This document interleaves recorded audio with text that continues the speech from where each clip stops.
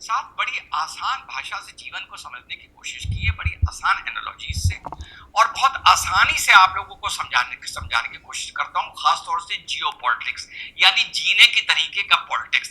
तो साहब आमतौर पर यह देखा गया अगर मोहल्ले में तुम किसी की जम के कुटाई कर दो तो उसके पास दो सूरतें होती हैं, एक तो वो तुम्हें अपना बाप मान ले, या वो उसकी गोद में जाकर बैठ जाए जहां वो महफूज अपने को फील करे, सेफ महसूस करे, और उसको अपना बाप डिक्लेयर कर दे ये सोचकर कि मैं इसकी गोद में बैठकर अगर भौंकूंगा तो जिसने मेरी कुटाई की थी वो वापस मेरी कुटाई नहीं करेगा।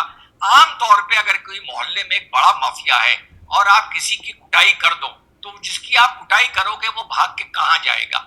माफिया के पास जाएगा, और अक्सर उसके मोटरकेड में या उसके वरांडे में या लॉन में बैठा हुआ नजर आएगा। तो ऐसा ही हाल है। अब देखिए देखिए जियोपॉलिटिक्स कितनी बढ़िया समझाई मैंने।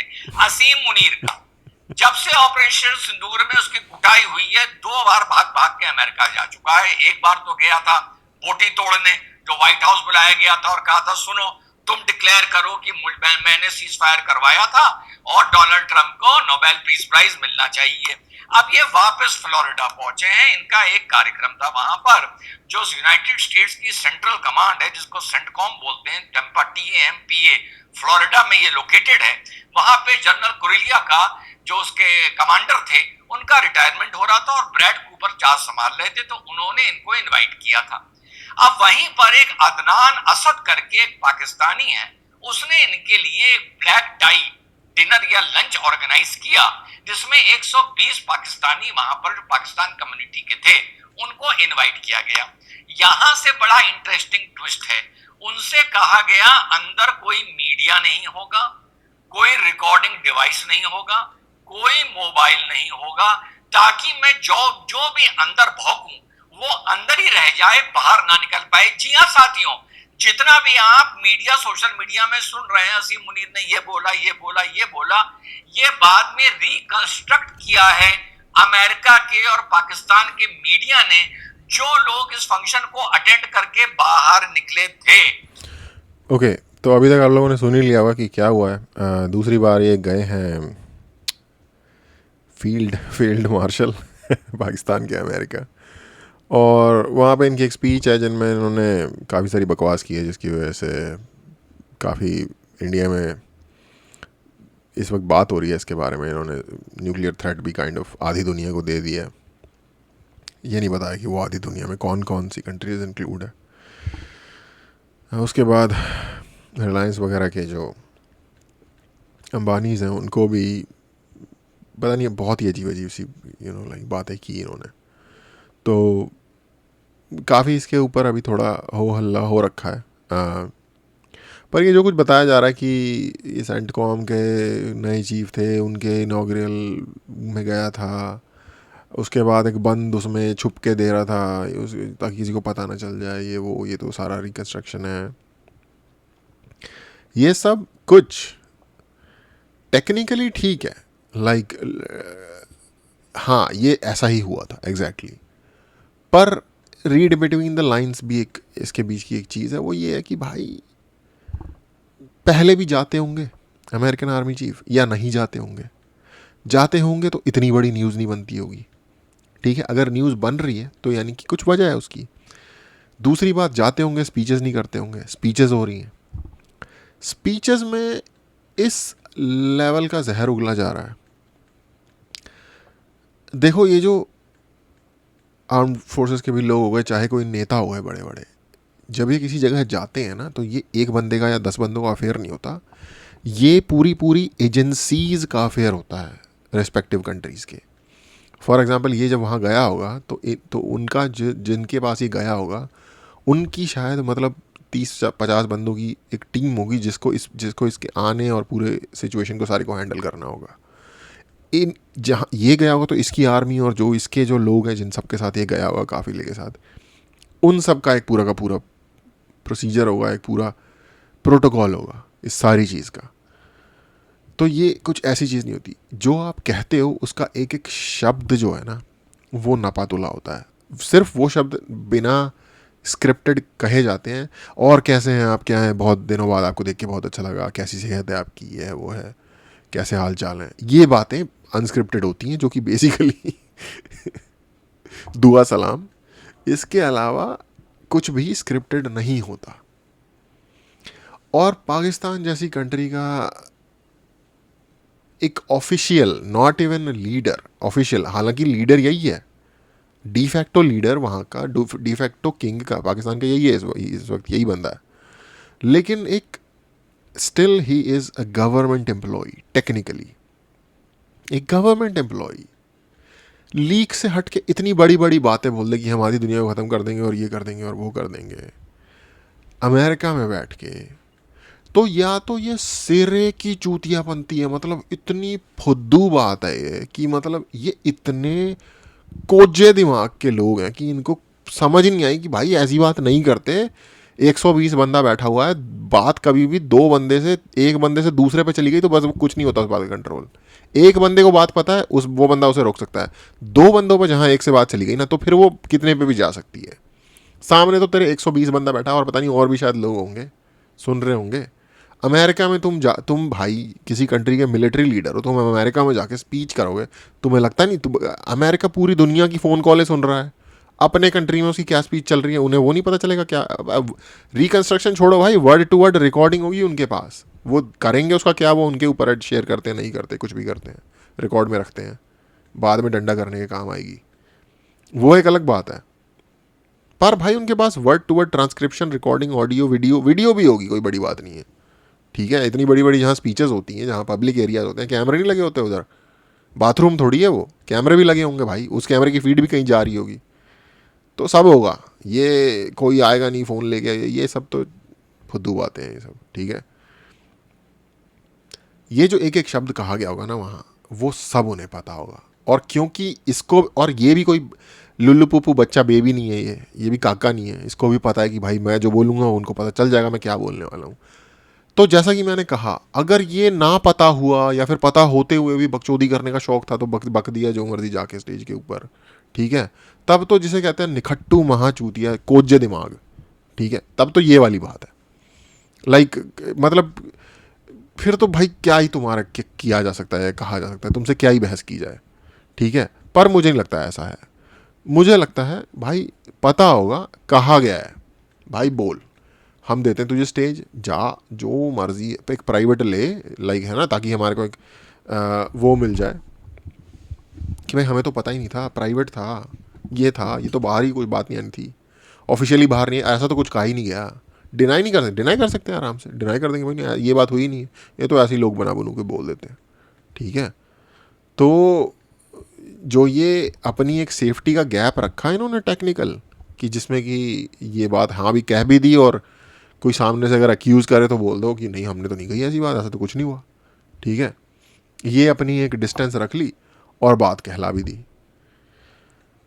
किसने कि कहलाने के लिए कहा होगा, कौन सी कंट्री में बैठा है ये, क्या कर रहा है, कहाँ कर रहा है, किन के हुक्म पे वहाँ काम होता है, वो सबको पता है, ठीक है।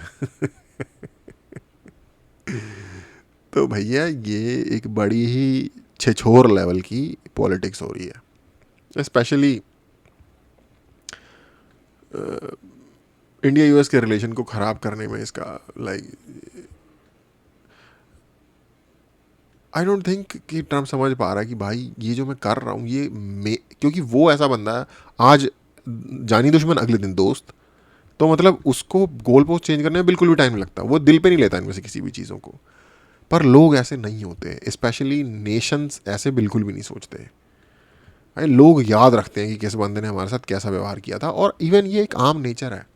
आप एक ह्यूमैनिटी का, एक ह्यूमन साइकोलॉजी का एक बड़ा इंपॉर्टेंट एस्पेक्ट ये है कि people never forget how you made them feel, how you made them feel. ये नहीं कि आप कितने नाइस थे उनके साथ या आप कितने एंग्री थे उनके साथ, उनको कैसा फील हुआ उस मोमेंट में, वो चीज़ याद रखते हैं इवन सबकॉन्शियस लेवल के ऊपर। तो ये जो अभी ट्रम्प साहब चलाकी कर रहे हैं, या जो भी ये कर रहे हैं, जो भी कह लो, चलाकी कह लो, छिछोरपना कह लो, ये इनको तो लग रहा है अपने न्यूयॉर्क वाले बिजनेस माइंड से। न्यूयॉर्क भाई बड़ी बिजनेस लाइक जगह है, ठीक है, कोई इमोशन इतने कोई अटैच नहीं होते, अनदर डे अनदर डॉलर वाला सीन है। बट बाकी जनता, बाकी कंट्री की जनता ऐसी नहीं होती, लोग याद रखते हैं कि किसने क्या किया था किस टाइम के ऊपर। तो अफसोस मुझे होता है उन डिप्लोमेट्स और उन नेताओं के काम के ऊपर जिन्होंने बड़ी मेहनत से इंडिया और यूएसए की रिलेशनशिप बिल्ड की थी ओवर द डेकेड्स। बट चलो ठीक है, हमारा क्या जा रहा है, जब जैसी सिचुएशन तब उसको वैसे खुश हो गए एक्सेप्ट करना चाहिए। डायरेक्ट कम्युनिकेशन, डायरेक्ट मुनीर की ये बोली बात सामने नहीं है, क्योंकि मुनीर ने ही मना कर दिया था कि अंदर मेरी कोई बात रिकॉर्ड ना कर लेना जब मैं भौंक रहा हूं। तो आइए जल्दी जल्दी नजर मान लेते हैं कि ये क्या क्या भौंका। पहले तो ये भौंका इसकी ये मानसिक स्थिति दिखाता है कि अगर हमारा अस्तित्व तुमने खत्म किया या हमने ये देखा कि हमारा अस्तित्व खत्म होने जा रहा है तो हम न्यूक्लियर नेशन है, हम आधी दुनिया तबाह कर देंगे। अच्छा, आधी दुनिया कह रही है, साले हमसे क्या मतलब है? तो अब यहाँ आप इनकी मानसिकता इसलिए मुझे रिजवान भाई की वीडियोस बढ़िया लगती है। इनकी जो हंसी है ना, वो बड़ी ट्रेडमार्क हंसी है। यानी इनकी धमकी भी इस बात से बाहर निकल कर आती है कि अगर तुमने हमारा अस्तित्व बिगाड़ा या इस दुनिया में खत्म किया तो हम न्यूक्लियर स्टेट है, न्यूक्लियर वेपन यूज करेंगे। यानी तुम मानते हो कि अगर न्यूक्लियर वेपन यूज नहीं हुआ तो भारत के बैकड्रॉप में भारत तुम्हारा अस्तित्व तक खत्म कर सकता है। ये धमकी देने का तरीका भी एक इंफीरियरिटी कॉम्प्लेक्स दिखा रहा है आदमी का। धमकी ये भी हो सकती थी कि तुमने अगर हमारा बाल भी बांका किया तो हम तुम्हारा अस्तित्व खत्म कर देंगे, ये भी धमकी हो सकती थी ना। तो यहां इन लोगों की सोच पता चलती है। फिर इसने इंडस वाटर ट्रीटी पर बोलते हुए बोला कि इंडिया डैम बना कर दिखाए। जब इंडिया डैम बना लेगा हमारे पास अल्हम्दुलिल्लाह।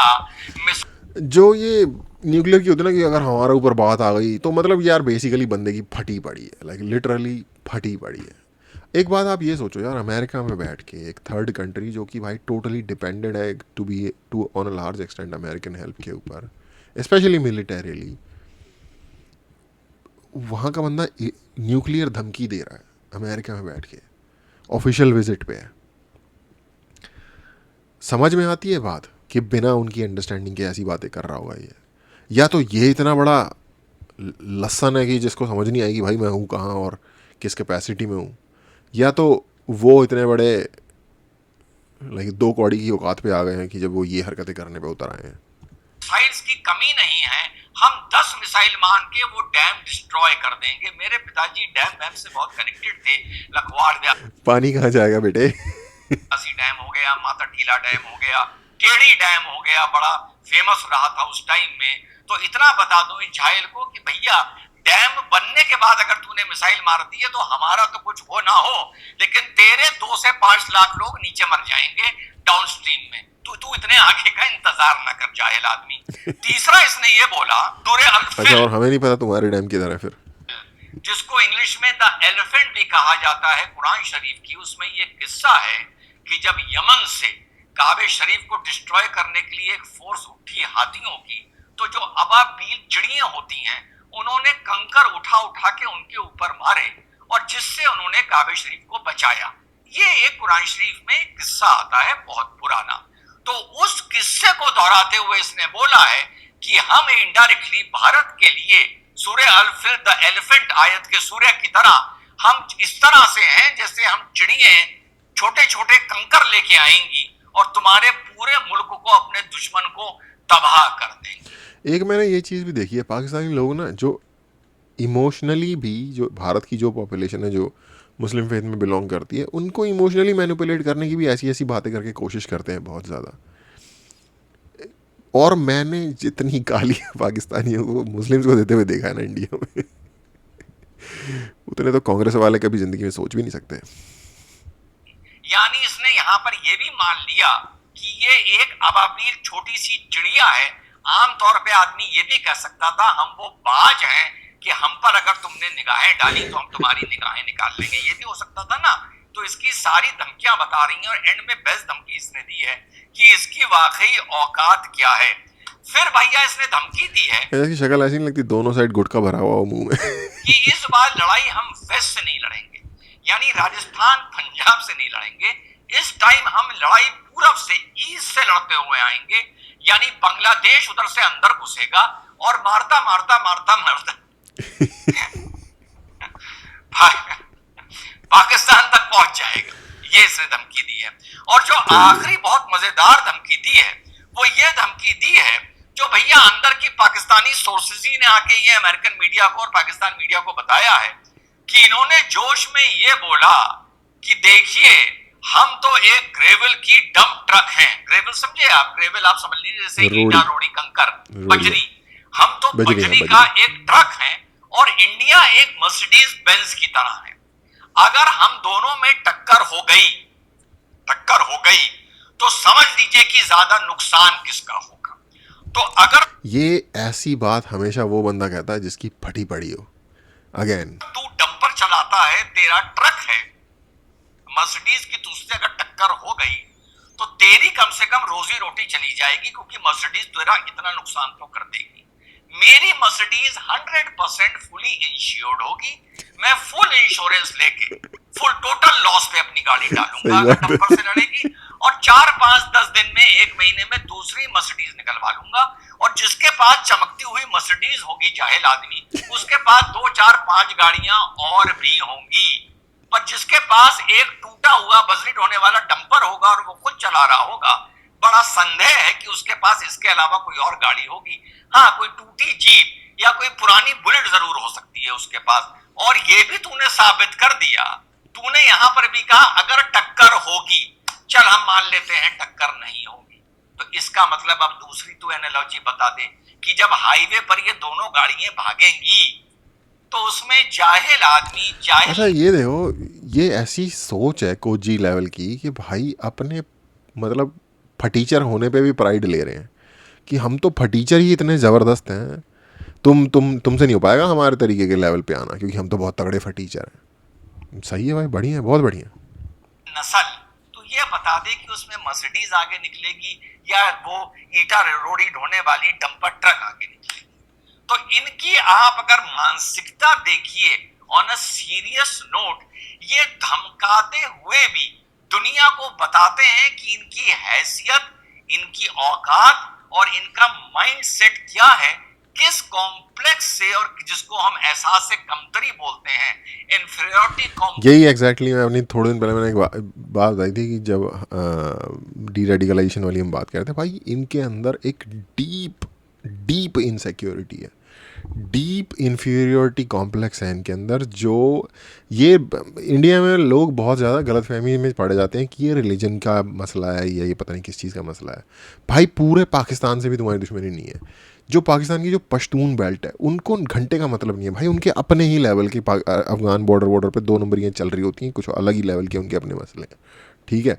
हाँ, जो मतलब थोड़ा पंजाब साइड में आ जाते हैं और इनके ही व्यवहार में बहे हुए होते हैं, वो फिर कुछ बातें इनकी तरह वो भी करते होंगे, वो एक अलग बात है, क्योंकि एक इन ग्रुप होना हर किसी को पसंद होता है। सेम विद बलोचीज भाई, अगेन उनमें से कुछ होंगे जिनको इन ग्रुप होना पसंद होगा इनके साथ। ज़्यादातर लोग अपनी लाइफ में ही मस्त हैं। मेन तुम्हारी जो दिक्कत है वो है जो इंडिया से ही है तो वहाँ गए हैं एज ए रिफ्यूजीज, जिनको वो लोग मुहाजिर कहते हैं, या जो वहाँ के सिंधी वगैरह जो लोग होंगे, सिंधी के भी मैं बहुत रेयरली कोई मैं ऐसे सुनता हूँ। कुछ हैं जैसे पॉलिटिशियन है जिनको भड़के मारने में फ़ायदा होगा, जैसे ये भुट्टो शुट्टो पुट्टो चक्कों की फैमिली है, जो साला कौन सा चक्का है वो, बिलावल चक्का, वो हो गया। और ये उसका दादा नाना कौन था, उसका नाना हरामी, वो हो गया। इस टाइप के जो हैं ये 2-4 ये इस टाइप की बातें करते होंगे। मुझे कोई दिक्कत नहीं है, राहुल गांधी को भी अगर तुम गाली देना चाहते हो तो दे देना। एनीवे भाई, वो मुझे घटिया लोग लगते हैं, इसलिए मैं उनको कोई रिस्पेक्ट नहीं देना चाहता।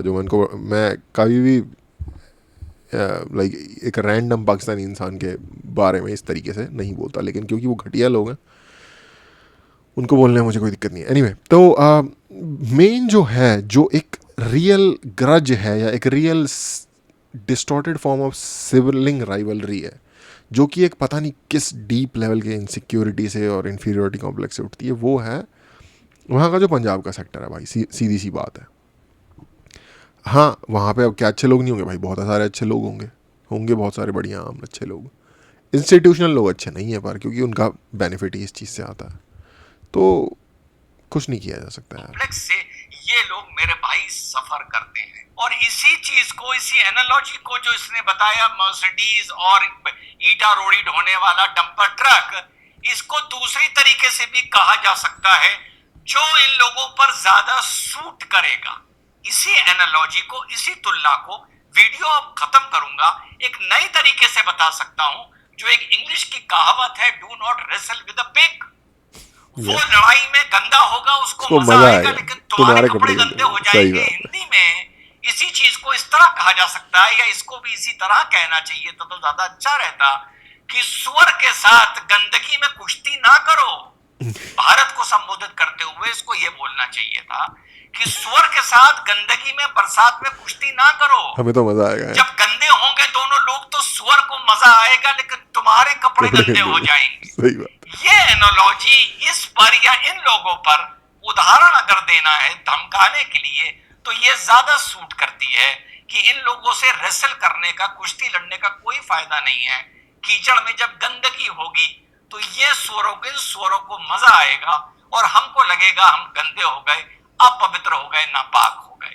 तो ये साहब एक जर्नल, एक देश का जाकर, जो इसने कुटाई के बाद, जो मैंने शुरू में आपको कितना प्यारा सा, मैं थोड़ा सा डिसएग्री करता हूँ इस एनालॉजी से। देखो भाई, अगर सुअर दिक्कत दे रहा है तो उसकी गर्दन काटने के लिए कीचड़ में उतरना पड़े तो कोई दिक्कत नहीं है, कपड़े गंदे हो जाएंगे, कपड़े धुल जाएंगे।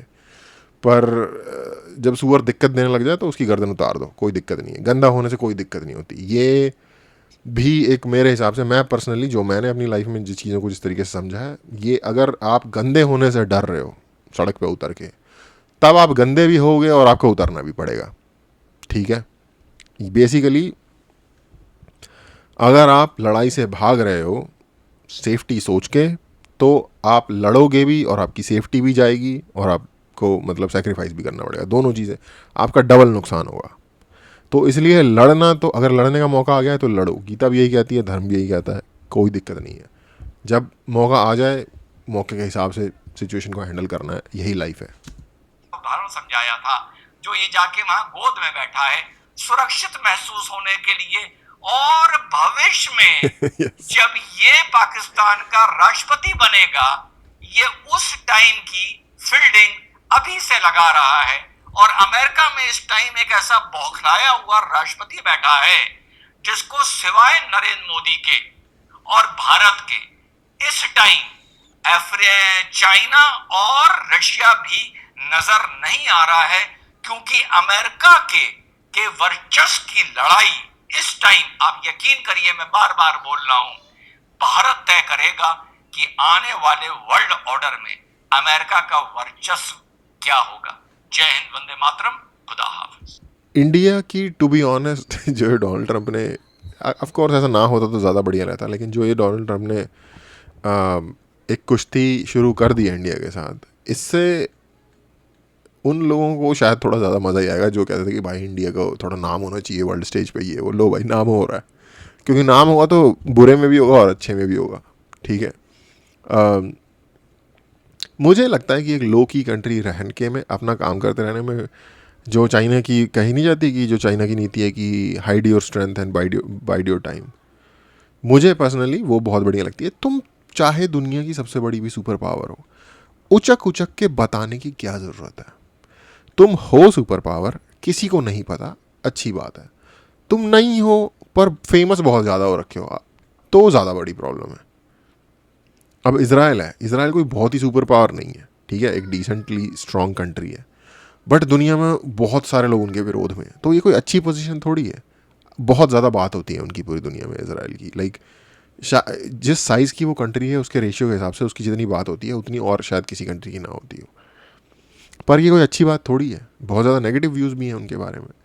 तो भाई पर्सनली मुझे तो बढ़िया लगता था वो वक्त जब इंडिया की कोई बहुत ज़्यादा बात नहीं होती थी, ना उनके बारे में कहीं कुछ मेंशन होता था, ठीक है। धीरे धीरे इंडिया अपना ग्रो होता रहता था।